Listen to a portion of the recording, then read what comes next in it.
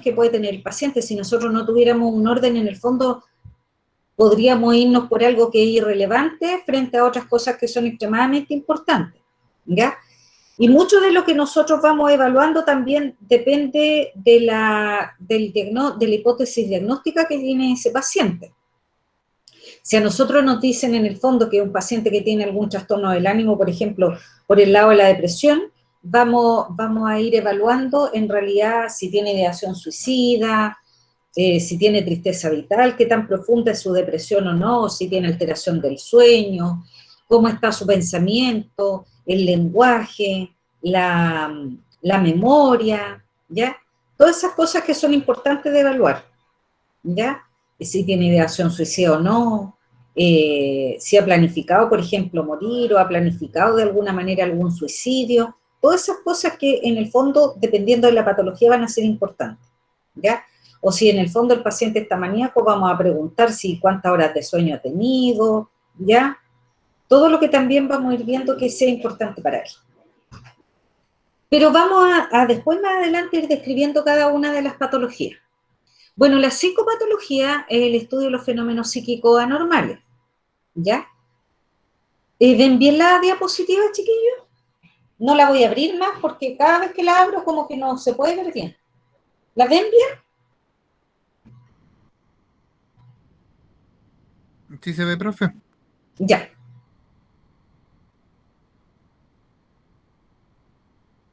Bueno, Schneider dijo que el aparato psíquico se dividía en tres partes importantes. Una eran los elementos del vivenciar. Chuta, alguien está pidiendo entrar, espérenme un poquito.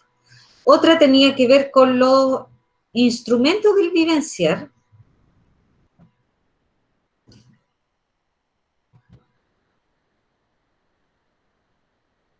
Espérenme.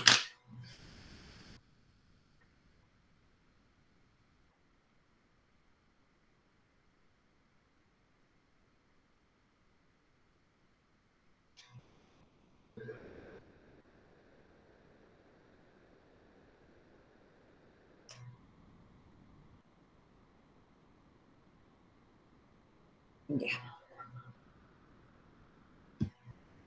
Ya, entonces les decía, los elementos del evidenciar, instrumentos del evidenciar y vivencia, ya que en el fondo vamos a conectar de alguna manera con estos elementos y instrumentos que son más básicos.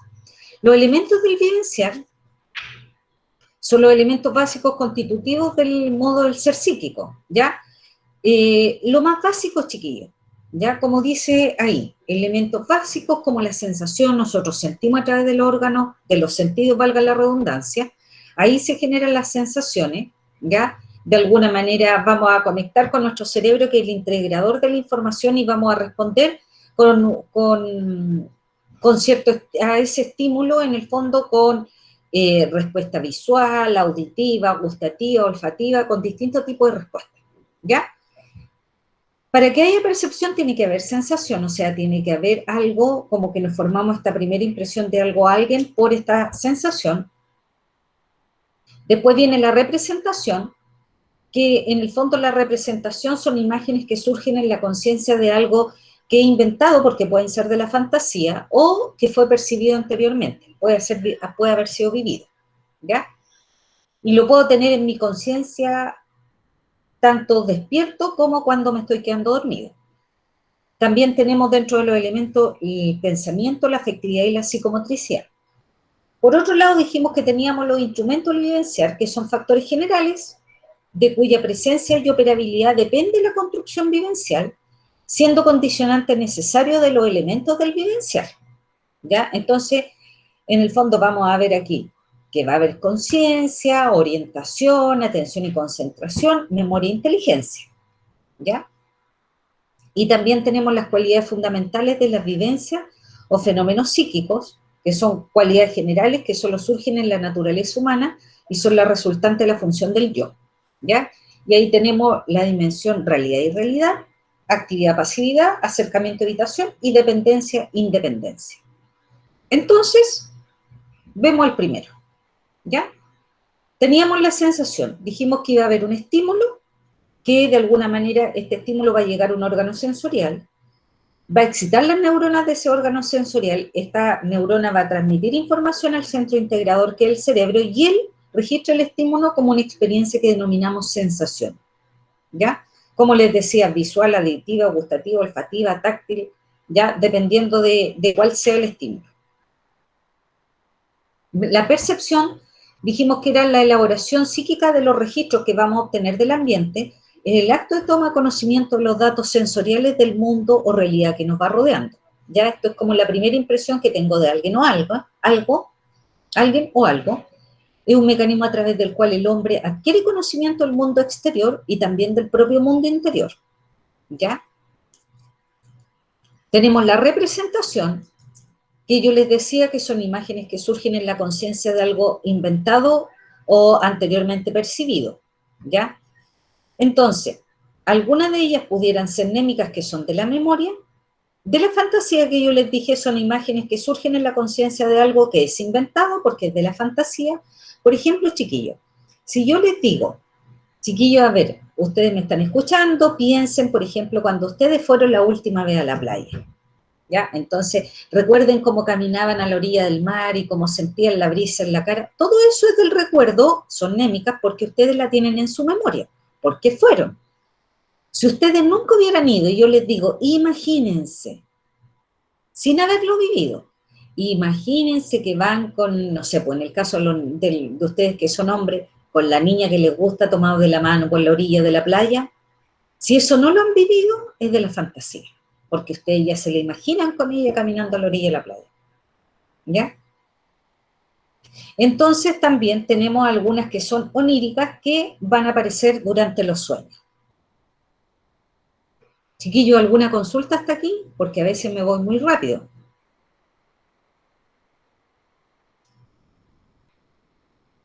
No, profe, todo claro. Ya. También tenemos los trastornos psicopatológicos de la sensación, que no son muy importantes en psiquiatría, pero igual los vamos a nombrar. Hay algunos que son por lesiones orgánicas, efectivamente, como la maurosis, que es la ceguera, anacusia o hipoacusia, ¿ya? No escuchar muy poco o nada, la anosmia, no sentir olores, ageusia, no sentir gusto, hipoestesia, anestesia, hiperestesia y parestesia, ¿ya?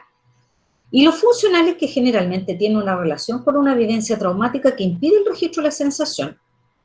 Eso ocurre, ¿eh?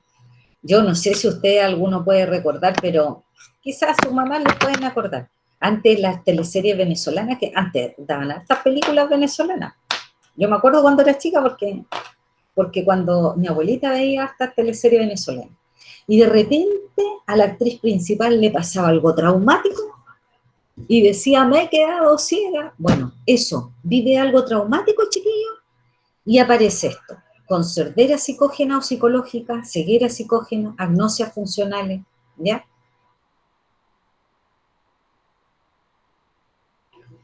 También tenemos los trastornos de la percepción. Y tenemos los cuantitativos, donde hay una aceleración de la percepción, como ocurre en el caso de los pacientes maníacos, todo lo perciben rápidamente y pueden percibir varias cosas a la vez, y un retardo en la percepción, como ocurre en el paciente depresivo. También tenemos los cualitativos, y aparece aquí la ilusión, que es la percepción de un estímulo en forma falseada o deformada. Por ejemplo, yo digo, hoy allí hay una nube con forma de elefante. Pero cuando tengo sano juicio de realidad, tengo claro que es una nube con forma de elefante. Cuando tengo alterado el juicio de realidad, creo que hay un elefante en el cielo. ¿Ya?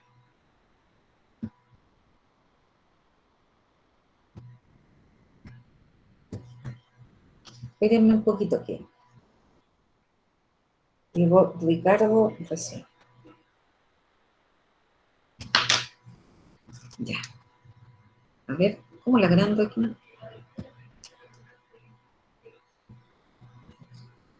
Ya. También tenemos la alucinación, que es una percepción sin un objeto real ni un estímulo externo. O sea, esto aparece, no hay un dibujo en la pizarra que me diga que yo estoy viendo un pájaro cruzar por la pared, no hay nada, ¿ya? Aparece solamente. También tenemos la alucinosis, que es un estado alucinatorio persistente. que puede ocurrir, por ejemplo, con los pacientes alcohólicos, a veces en delirium tremens están varios días alucinando. Ya, por otra parte, aparte de la sensación y la percepción, tenemos el pensamiento y la representación que dijimos recién que lo que era. Tenemos el pensamiento que es considerado por el observador como un flujo de ideas, símbolos y asociaciones que van dirigidos a un objetivo. Y se expresan a través del lenguaje como un pensamiento discursivo verbal o de la acción que es un pensamiento práctico, ¿ya? Que intenta conducir a conclusiones eficaces en relación a un problema. El pensamiento normal tiene una secuencia verbal e ideacional coherente, o sea, lo que le están hablando, chiquillos, es coherente. Ustedes dicen, en realidad, el discurso es como normal, respeta reglas fundamentales de lógica, tiene una velocidad adecuada, no es rápido, ni tampoco es extremadamente lento, tiene contenidos que reflejan una adecuación a la realidad y tiene un manejo de ideas sintónicas por el sujeto, o sea, quiere decir que lo que está expresando con palabras o escrito no le molesta. Por eso es sintónico, sintoniza con la persona, ¿ya? Pero en base entonces a este pensamiento normal tenemos varios trastornos. Tenemos trastornos de la estructura del pensamiento, de la velocidad, del contenido, del control y del lenguaje que está dentro del pensamiento. Entonces, dentro de los trastornos de la estructura del pensamiento tenemos algunos que son el circular o circunstancial, que es que va dando vueltas siempre en lo mismo, en el mismo tema. El tangencial, que no le responde lo que ustedes están preguntando. A veces, por ejemplo, chiquillos, los políticos a veces responden no lo que quieren preguntar los periodistas. Por ejemplo, no sé, pues, ¿y qué piensa usted? ¿Usted está de acuerdo con el aborto? Los últimos tiempos hemos estudiado que el aborto, bla, bla, se larga con un tremendo discurso y no le responde lo que le preguntaron, ¿ya? Tenemos el concreto, que es contestar así brevemente, sí, no, casi, ¿ya? El restringido, que un poquito, un poco expresa un poco más, pero muy poco de lo que quieren hablar, un poco más que el concreto, pero muy pobre, ¿ya? El perseverativo, que no es dar vueltas siempre lo mismo, sino insistir en el mismo tema, porque el circular generalmente es con las mismas palabras, el mismo pensamiento tal cual. El perseverativo es, por ejemplo, los pacientes que se quieren ir de repente dicen, señorita, yo hoy día vine al médico para pedirle el alta. Y después la media hora, habrá llegado el médico porque sabe que yo quiero pedirle el alta. Después, otra vez media hora, señorita, es que sabe que yo ya me tengo que ir, yo tengo que pedir el alta hoy día. Ya entonces va repitiendo e insistente en el tema. El pueril es como niño, el ambivalente es como querer y no querer. Por ejemplo, quiero ir a la fiesta, pero tengo certamen. Quiero pasarlo bien, pero tengo que estudiar. ¿Ya? La para-respuesta o parafasia, que es la respuesta de lado, es, chiquillo, como si ustedes le preguntan, hola, buenos días, ¿cómo amaneció? ¿Y por qué me pregunta eso? O sea, no le responde lo que están preguntando, sino responde con una pregunta de nuevo. También tenemos el neologismo, que es una palabra inventada por el paciente y que le atribuye un significado especial. Por ejemplo, nosotros teníamos un paciente que decía que la familia le daba le. El le era una sustancia que de alguna manera el paciente sentía que perturbaba su pensamiento y que impedía pensar con claridad, y la familia se podía apoderar de sus bienes, bienes que ya no tenía el paciente, pero que él creía que se apoderaban de sus bienes. Entonces decía que a todo le echaban le, que la ropa está impregnada con le, que la comida tenía le, que los muebles tenían le. ¿Ya? Le era algo que él inventó. El digregado es como saltar de un tema a otro, pero todavía le entiendo algo de lo que quiere decir, y el incoherente ya no entiendo nada de lo que quiere decir, porque es saltar de palabra en palabra. Dentro de los trastornos de la velocidad, recuerden que estábamos hablando de la estructura, en la velocidad tenemos la taquipsiquia por un lado y la bradipsiquia. La taquipsiquia es pensar rápido. Piensa muy rápido, de hecho el paciente maníaco le dice al médico, ¿sabes que yo pienso tan rápido? ¿Cómo será que piensa rápido? Que vienen a su cabeza muchas ideas, ideofugalidad, pero también de repente pasa que él está hablando y se le van las ideas porque piensa demasiado rápido, entonces como que dice, ¿y qué le iba a decir? Sabe que se me fue la idea. Que a veces a uno le puede pasar, chiquillo, pero generalmente no es por el pensamiento rápido, es que de repente uno está como más a veces somnolienta o no está tan concentrada y se le va la idea. Chuta, algo te iba a decir, uno dice. ¿Ya? Y la bradypsia, por otro lado, es pensar muy lento, incluso llegando a la inhibición del pensamiento, hasta no pensar. En cuanto al contenido, tenemos la idea delirante, cuya característica es que una idea equivocada, pero a pesar que es equivocada, es falsa y irrefutable, porque para el paciente es una realidad, chiquillo. O sea, por eso es que el paciente que está psicótico, que está alucinando, que está con algún delirio, yo no le puedo decir cómo puede pensar eso. Si yo le digo, se va a enojar, porque para él esa es su verdad, ¿ya? También está sobrevenida por vía patológica, es resistente a la argumentación lógica. Y para que sea una idea delirante tiene que tener esto, que idea equivocada, sobrevenida por vía patológica y resistente a la argumentación lógica, ¿ya? Entonces los tipos que pueden ser ideas delirante primaria o delusiva, que aparecen y no se explican por qué, deliroide, que se dan en pacientes con algún trastorno del ánimo, y deliriosas que se dan en un perturbado conciencia. Estas últimas dos son secundarias, ¿ya? Entonces, la idea delirante elusiva es totalmente incomprensible, no se explica por qué aparece la idea, no tiene alteración ni del ánimo ni de la conciencia. Por ejemplo, sucede en un paciente, por ejemplo, esquizofrénico. Están también las ideas delirantes deliroides. Espérenme, chiquillo. ¿Sí?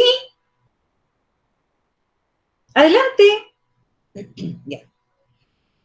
Bueno, la idea delirante delusiva es totalmente, como les dije, incomprensible. La deliroide es comprensible porque de acuerdo al estado de ánimo del paciente. Es secundario a un trastorno afectivo. Por ejemplo, hay un estímulo y es reactivo, que ocurre, por ejemplo, en un paciente depresivo, que tiene ideas deliroides, ¿ya?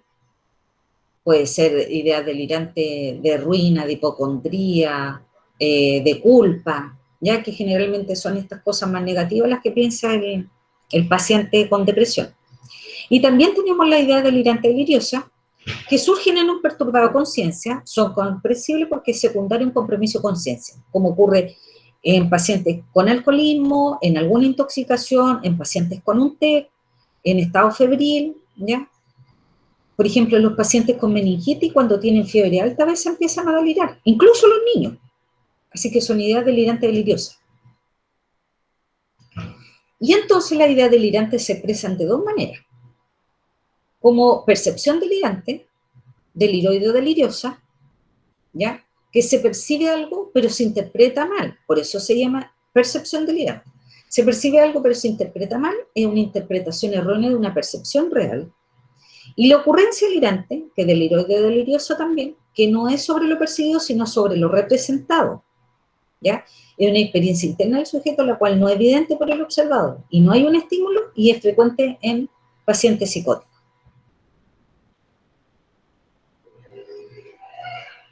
Ya, hasta aquí. ¿Alguna consulta?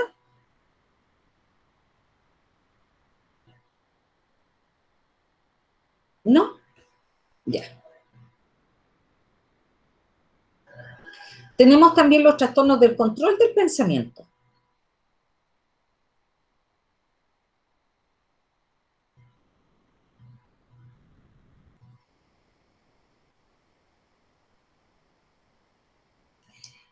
Las obsesiones son vivencias imperativas que el paciente no puede controlar ni liberarse. Él sabe que son absurdas y persistentes porque las considera así, pero están dominando la mente del paciente. Y sufre al tratar de desprenderse de ellas, le genera angustia, ¿ya? Él sabe que no es normal lo que está pensando y todo, la tiene clarísimo, pero no las puede controlar. ¿Cómo se clasifican? Como pensamiento obsesivo, como impulso obsesivo compulsiones, como temores obsesivo o fobia o como rituales obsesivos. Después lo vamos a ver con más detalle también. Y tenemos los trastornos del lenguaje, que puede ser trastorno del lenguaje hablado o trastorno del lenguaje escrito. Para poder ver esa última parte hay que hacer escribir algo. ¿Ya? Además tenemos, esto era el pensamiento, por otro lado tenemos la afectividad, en donde aparece afecto, ánimo, emoción y sentimiento. ¿ya? Existe mucha dificultad para definir estos estados afectivos. Jasper dice que todo lo que no se sabe llamar de otro modo lo llama sentimiento. El afecto y ánimo son considerados sentimientos. El afecto son movimientos de energía psíquica vivenciados por el yo. De gran fuerza impulsora de la vida psíquica, tienen como sello característico la polaridad entre lo agradable y lo desagradable, e implica mayor independencia e intensidad del sentimiento. Pero súper importante el ánimo, porque esto es lo que evaluamos en pacientes con trastornos afectivos del ánimo. El ánimo es el humor básico, que es un estado más sostenido, es poco flexible y es la forma más estable de la afectividad. Chiquillos, este ánimo es como ustedes amanecen la mayoría de los días. Sentimiento y emoción tienen un significado muy similar, pero serían los pilares fundamentales que constituyen la afectividad, la cual se traducirá finalmente en un estado de ánimo. La emoción tiene un mayor correlato fisiológico. Funciona el sistema nervioso simpático y el parasimpático, donde puede haber palidez, sudoración, ruborización, ¿ya? El sentimiento ocupa un lugar intermedio entre el humor básico y la emoción. La emoción, recordemos que tiene un correlato físico importante, fisiológico. ¿Cuál es la clasificación psicológica de los sentimientos? Tenemos los sentimientos de estado próximo y menos próximo al cuerpo. Los próximos, agradable, cómo me siento yo, con frescura corporal, con vigor, ímpetu, sensación de ligereza, y desagradable, con fatiga, agotamiento, sensación de enfermedad, de cuerpo malo, de flojera, de escalofrío, ¿ya? Y dentro de los menos próximos al cuerpo, agradables tenemos la alegría, el buen humor, el sentimiento de felicidad, de júbilo, confianza, satisfacción, y desagradable con tristeza, miedo, desesperanza, pena, temor, desaliento, ira, celo, envidia, enfado. También tenemos los sentimientos de valor, ¿ya? Del valor propio, afirmativos, como fuerza, orgullo, desafío, de vanidad, ya de triunfo, y lo negativo como insuficiencia, culpa, timidez, vergüenza, arrepentimiento. Y del valor ajeno, afirmativo, que es lo que me entregan los demás, amor, cariño, simpatía, consideración, confianza, oración, respeto, interés, y negativo, como odio, rechazo, burla, desprecio, desconfianza, hostilidad y desagrado. Entonces, los sentimientos de estado y de valor, de estado próximo al cuerpo, agradable y desagradable, y menos próximo al cuerpo, agradable y desagradable, y de valor propio, afirmativo y negativo, y del valor ajeno, afirmativo y negativo.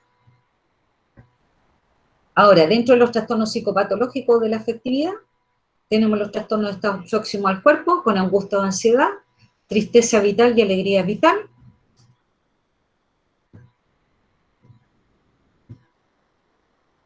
Y los sentimientos de estado menos próximo al cuerpo, como euforia, afecto ovoide, que es un afecto así como de payaseo, chiquillos. Embotamiento o aplanamiento afectivo, que es como no expresar emociones, ¿ya? Y como bien parco, así como si te quiero mucho, ¿ya? Paratimia, que es la incoherencia ideoafectiva, así como, a ver, como reírse lo más jocoso en pleno funeral, por ejemplo. La apatía, el desánimo, desánimo, la anedonia, que es la falta de placer en actividades que antes se disfrutaban no eran placenteras. La tristeza, la depresión, la perplejidad, que este paciente que mira así como asombrado. La rigidez afectiva, que es la falta de expresión a los sentimientos. La labilidad emocional, que es como cuando el paciente está hablando y de repente se pone a llorar, pero después puede retomar el tema.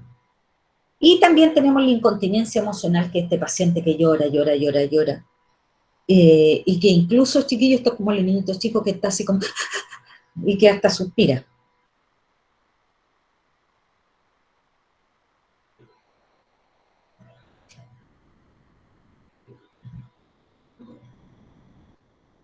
Trastornos del valor propio, con sentimiento de sobrevaloración, ¿ya? Con ideas así como de grandeza, minusvalía, culpa, ruina, éxtasis de pensar que lo está pasando lo más fabuloso y de desamparo. Y del valor ajeno, la suspicacia, que es la desconfianza, hostilidad, de paciente como irritable, la reticencia, que la reticencia es como resistirse a las cosas, la sensitividad, ser sensible, y la chancería, que es una actitud también de payaseo como el efecto Boyd. Ya.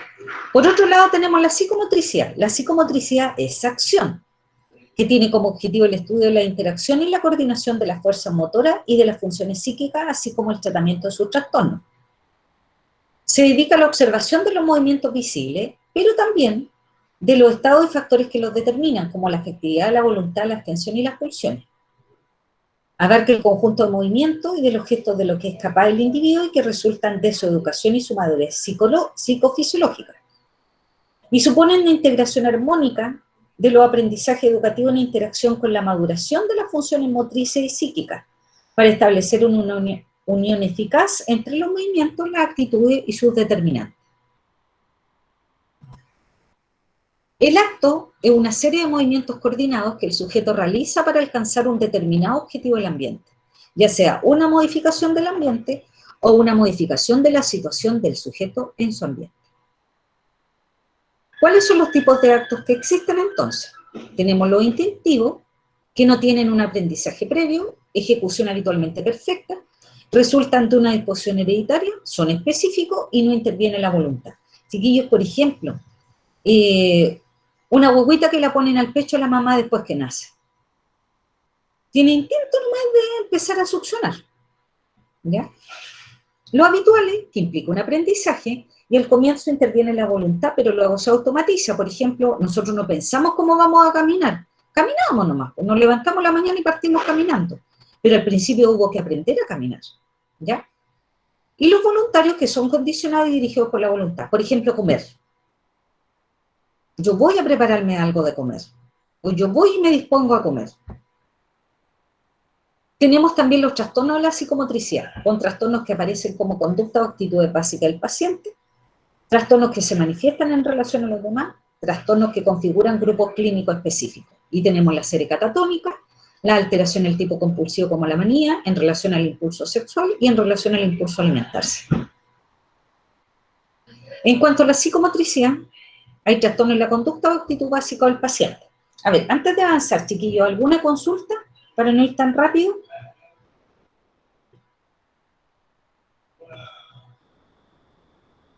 ¿No? No, profe, no. Ya. Espérenme un poquito, voy a ir a buscar un poquito de agua, porque me picó la garganta. Espérenme un cachito. Vengo al tiro.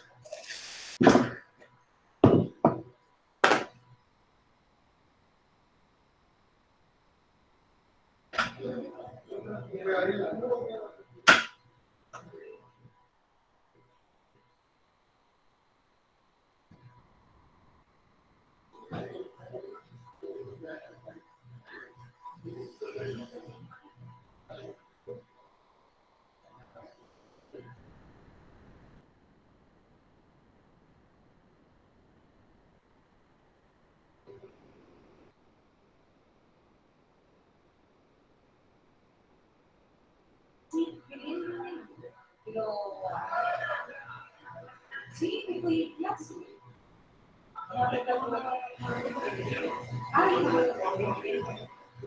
Ya. ¿Cuándo sí que lo van a traer?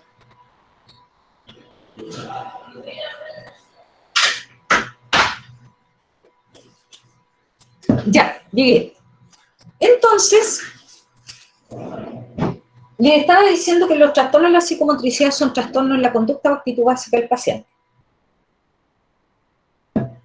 Tenemos los de inhibición psicomotriz, que es este paciente que se mueve muy poco o casi nada, chiquillo, y en general es un paciente, lo vamos a ver más adelante, que habla poco, se mueve con mucha asistencia, ¿ya?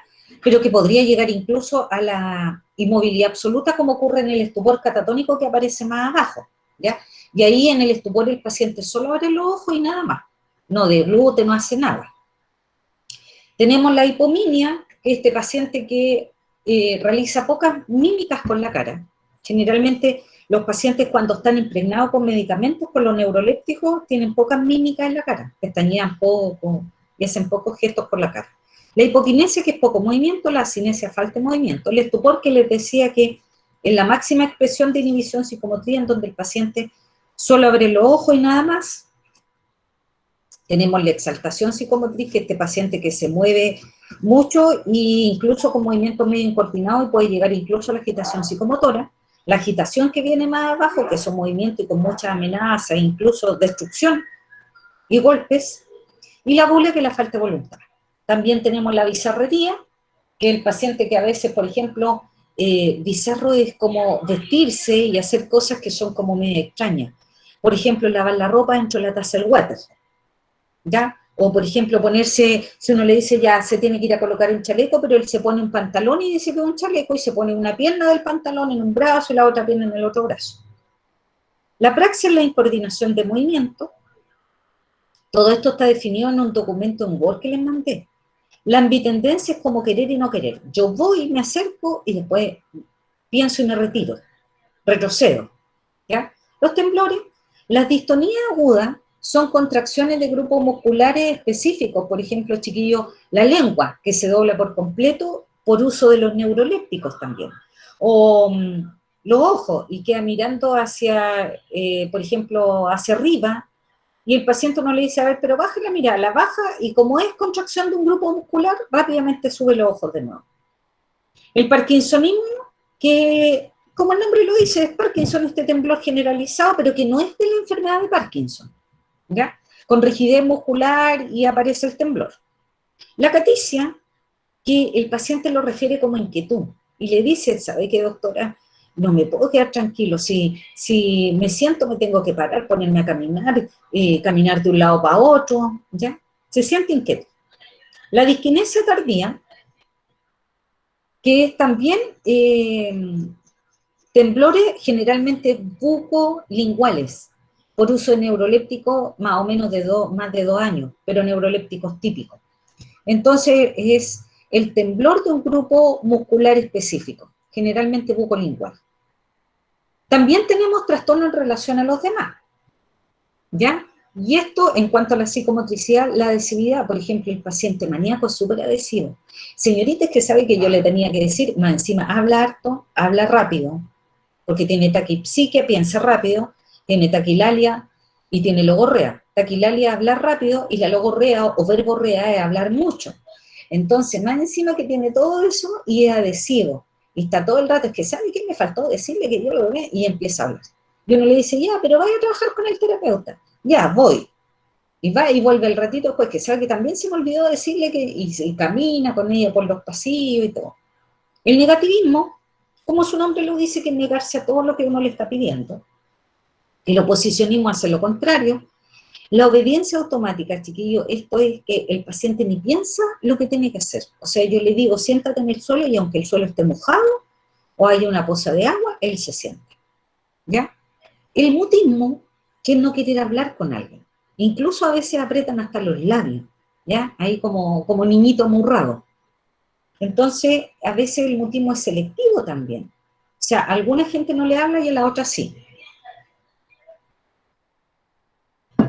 La ecopraxia es la repetición de movimiento. La ecolalia, por ejemplo, chiquillos, si yo me tomo el pelo, ahí se toma el pelo. Si yo me sobo la cara, se soba la cara. La ecolalia es repetir palabras. Por ejemplo, le digo, hola, buenos días, ¿cómo estás? Buenos días, ¿cómo estás? Ya, pero cuénteme, ¿cómo amaneció? ¿Cómo amaneció? A veces repite la última frase y a veces repite todo lo que yo le voy preguntando. ¿Ya? Qué bonito su pijama. Suena como divertido, pero de verdad tienen ecolalia. La logorrea, que es lo mismo que la verborrea, hablar harto, y la ecomimia, repetir mímica. Yo hago algo, él hace lo mismo. Tenemos de grupos clínicos específicos, como la serie catatónica, algunos serían la catalepsia. Yo creo que ustedes han escuchado de esto, que es una caída súbita de la persona con un signo vital muy bajito. Incluso creen que les dio un ataque y que se murió. La flexibilidad seria, que es adquirir posiciones estatuarias, por ejemplo, como levantar el brazo cuando ustedes levantaban la mano para poder pedir la palabra en la clase, así, pero el paciente puede tener la mano levantada 2, 3 horas hasta que yo no se la baje, el brazo. La cataplexia es una relajación abrupta de todos los músculos del cuerpo, con caída, generalmente da la narcolepsia. En la narcolepsia, este paciente que de repente cae súbitamente y se queda dormido, ¿ya? La cataplexia, porque es la relajación súbita de los músculos. Tenemos las estereotipias, que son movimientos repetitivos, por ejemplo, sobarse las manos, sobarse la cara, ¿ya? Son movimientos repetitivos. Los amaneramientos, manerismo, que es adquirir, exacerbar cierto rasgo, por ejemplo, de gestos que yo hago con la cara, todo eso, o con las manos, todo eso lo exacerba. La musitación es hablar así, como bajito. El monólogo es hablar solo, o soliloquio, ¿ya? Y también tenemos de grupos clínicos específicos del impulso sexual con disfunciones sexuales y parafilia. Del tipo compulsivo, como las manías, como la cleptomanía, que es robar, la piromanía, armar incendios, la manía de los juegos de azar, la tricotilomanía, que saben que hay un periodo de tiempo en que se da con más frecuencia, que es como en la adolescencia. Estos niñitos que se tiran el pelo y generalmente se lo comen, ¿ya? Se dejan como placas sin pelo incluso. El coleccionismo, la dipsomanía, que es tomar agua, harta agua, y la explosividad.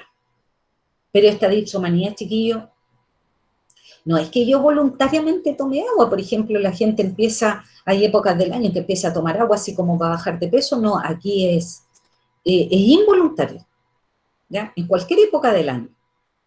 También está del impulso a alimentarse, las disorexias con anorexia e hiperfagia. Ya. ¿Alguna consulta con estos elementos?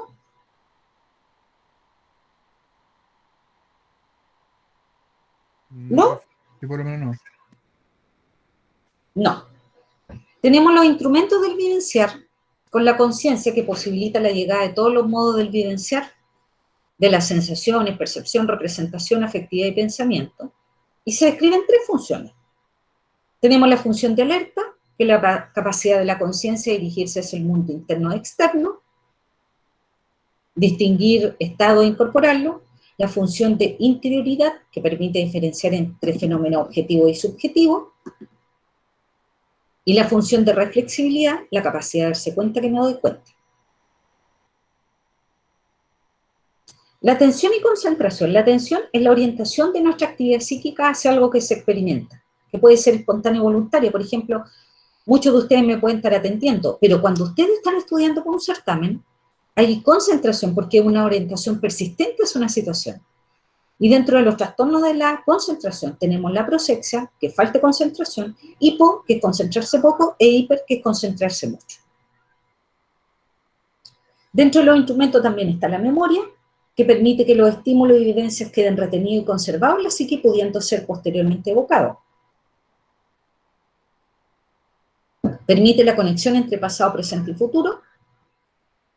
Y dentro de los trastornos cuantitativos tenemos, por ejemplo, la amnesia de fijación, que es anterógrada, la amnesia de evocación, que es retrógrada, la hipomnesia, hiperamnesia y amnesia lacunar. La amnesia de fijación, chiquillo, a mí me cuesta fijarlo de ahora. La de evocación es para atrás, para recordar las cosas del pasado. La hipomnesia es memorizar poco, memorizar harto, y la amnesia lacunar de un periodo cortito. Dentro de los cualitativos tenemos la pseudología o mentira patológica, tenemos la fabulación, que es inventar una historia, chiquillo, ¿ya? Y yo me creo en la historia. Y la confabulación es inventar una historia, pero para rellenar una laguna mental, para rellenar una amnesia lacunar. Así que recuerde, la fabulación es contar una historia, y la confabulación es contar una historia para rellenar una laguna mental. Tenemos además los déjà vu. Los déjà vu, chiquillos, quizás a usted le ha pasado alguna vez que dicen, no, pero si esto yo lo viví, con las mismas palabras, andaba con la misma ropa, estaba aquí mismo. Es que el déjà vu muchas veces se presenta en estados como más de estrés, más agotamiento, por ejemplo, a fin de semestre, cuando ustedes están en examen, en certamen, están más estresados, más cansados, generalmente pueden presentar un déjà vu. Y se describe como una descarga neuronal excesiva, que así se describe también la epilepsia, pero esto no es una epilepsia, ¿ya? Es solamente por estrés. Y el déjà vu lo nunca visto, o sea, es como el déjà vu, pero aquí yo digo, no, pero si esto yo no lo viví, no estaba aquí, y el día anterior nomás estaban en ese lugar. profesora, ¿Sí? pero eso no se puede confundir con una amnesia lacunar. El- El déjà vu, Ujú, sí, se podría confundir de hecho.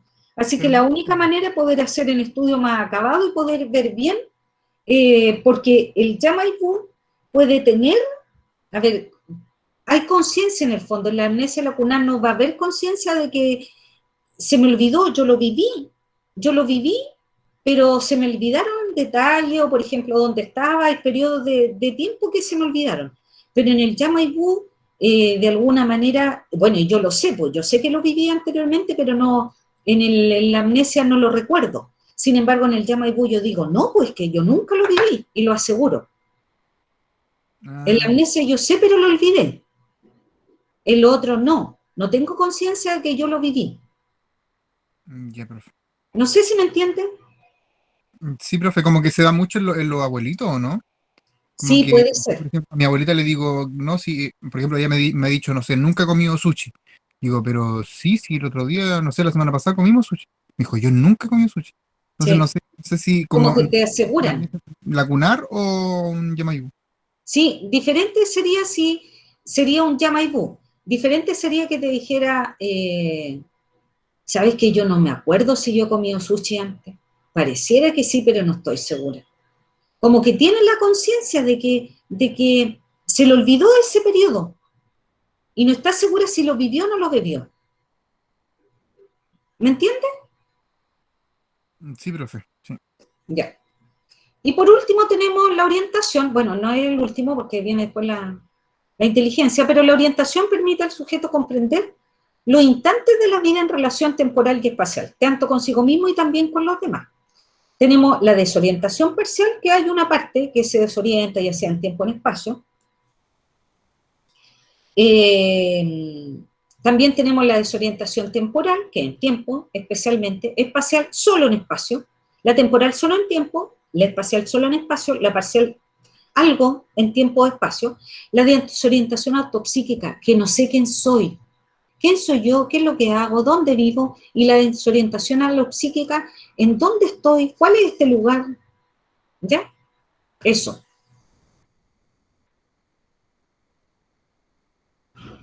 Y por último, tenemos la inteligencia con los trastornos. Retardo mental, que hay una condición que ya viene con uno, y el deterioro que se da con los años. Chiquillos, ¿alguna consulta? Esto es súper ya, mucho más denso. Ya empezamos en la psiquiatría propiamente tal. Profesor, una consulta. Me quedó una duda con respecto al trastorno ese de que bebía mucha agua. ¿Eso como que ya sobrepasa un límite? Por ejemplo, para no confundirlo con un paciente que sufre de polidipsia, que tiene una diabetes, no sé. Sí, este paciente puede tomar 5 o 6 litros de agua y toma, pues lo ingiere, harto. El diabético pudiera tomar unos 4 litros cuando toma harta agüita. Pero también, chiquillos, hay que distinguirlo de otro trastorno que es mucho más severo, que se llama potomanía. Potomanía, así como ustedes lo escuchan. Y la potomanía es un paciente que a veces, como nos pasa a nosotros, que de repente han llegado, pocos, pero llegan, que si uno se descuida, se mete al baño y mete la boca en la llave del agua y la da. Y toma agua y no la vomita, a diferencia de alguien, por ejemplo, el paciente diabético, si toma mucha agua de un viaje, la va a vomitar. O sea, no va a poder tolerar un litro de agua en el estómago. Un paciente con dipsomanía va a tomar mucha agua, pero la va a tolerar. Pero el que tiene potomanía puede tomar 8 o 10 litros de agua o más incluso, sin vomitarla, obviamente orina mucho, pero crea un desequilibrio hidroelectrolítico tremendo, chiquillo, y además un edema cerebral, por lo tanto es muy riesgoso. Ese paciente puede terminar falleciendo. Por lo tanto, nosotros cuando tenemos un paciente con potomanía, tenemos que empezar a cerrar los baños y todo, y controlarlo mucho inicialmente hasta que, porque a raíz de eso se desorientan, se ponen irritables, agresivos y todo, porque tienen el cerebro edematizado con agua. Entonces, a ese paciente hay que controlarle mucho la ingesta y se le da muy, muy controladita al principio. Y cerrar los baños nomás. O controlarlo, por ejemplo, si se va a duchar, tenemos que fijarnos que no abra la boca debajo de la ducha, todo eso. ¿Ya?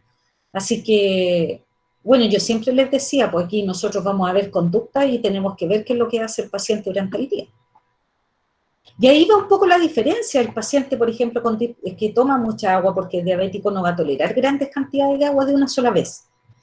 El paciente que tiene dipsomanía va a tomar mucha agua y puede tolerar 1 litro de agua. El paciente que tiene potomanía puede tomar 2 litros de agua y no la vomita. Ustedes traten de hacerlo. Yo creo que toleran 2 vasos de agua y pare de contar y nada más, porque eso es lo normal que va a tolerar el organismo. ¿Alguna otra consulta, chiquillos? No, profe. Ya. Chiquillos, como esto es más denso y todo, ¿quedamos hasta aquí? Ya. Bueno, Les profe. voy a mandar al tiro el link de la próxima clase, sí. Les llegó el documento este, el de psicopatología en Word y en PPT. ¿Lo tienen? No, profe, estoy revisando el campus y no hay nada, está vacío. De hecho, la parte... No, por correo que se lo haya mandado, José. Creo que no, profesora. Ya, voy a mandarlo de nuevo entonces.